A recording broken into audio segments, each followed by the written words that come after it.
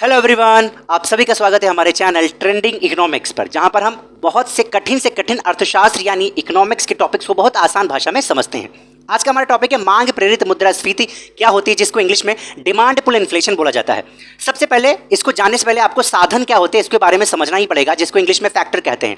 अब देखिए, एक वस्तु को बनाने में हमें भूमि, श्रम, पूंजी, साहस आदि लगता है, इसी को साधन कहते हैं। तो ये साधन जब एकत्रित होंगे तभी तो कोई प्रोडक्ट बनेगा, और इनको मिलने वाले प्रतिफल यानी इनको पैसे भी तो देने पड़ेंगे, इन्हीं प्रतिफल को उसकी लागत बोलते हैं, तो उसको साधन लागत बोलते हैं। ठीक है, जैसे भूमि को क्या मिलता है, उसका किराया मिलता है ना, तो क्या होगा, श्रम को क्या मिलता है, उसको वेज मिलता है, वेजेस मिलता है उसको, पूंजी को उसका ब्याज मिलता है।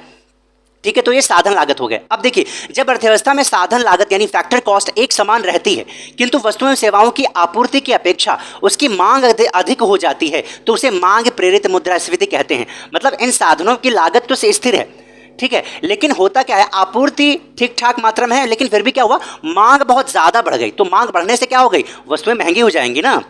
ठीक है, अब देखिए, मांग प्रेरित मुद्रास्फीति निम्न कारणों से मांग बढ़ने से आती है।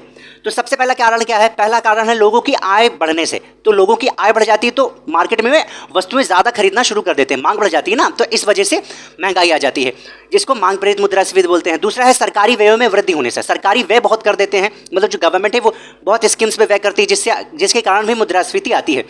बैंकों द्वारा अधिक मात्रा में ऋण देने से, बैंक अधिक मात्रा में अगर आपको ऋण देने लगेंगे सस्ते ब्याज पर, तो क्या होगा, आपका बहुत ज़्यादा आपके पास पैसा आ जाएगा और बहुत ज़्यादा आप खर्च करने लगेंगे। ठीक है, जिससे महंगाई बढ़ जाएगी।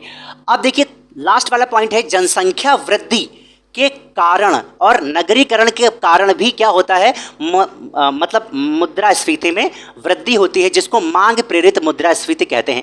ये सारे रीजंस थे, आई होप आपको समझ में आया होगा, और आज के बाद बिल्कुल क्लियर हो जाएगा आपका ये कॉन्सेप्ट कि मांग प्रेरित मुद्रास्फीति आखिर होती क्या है और ये किस कारण से होती है।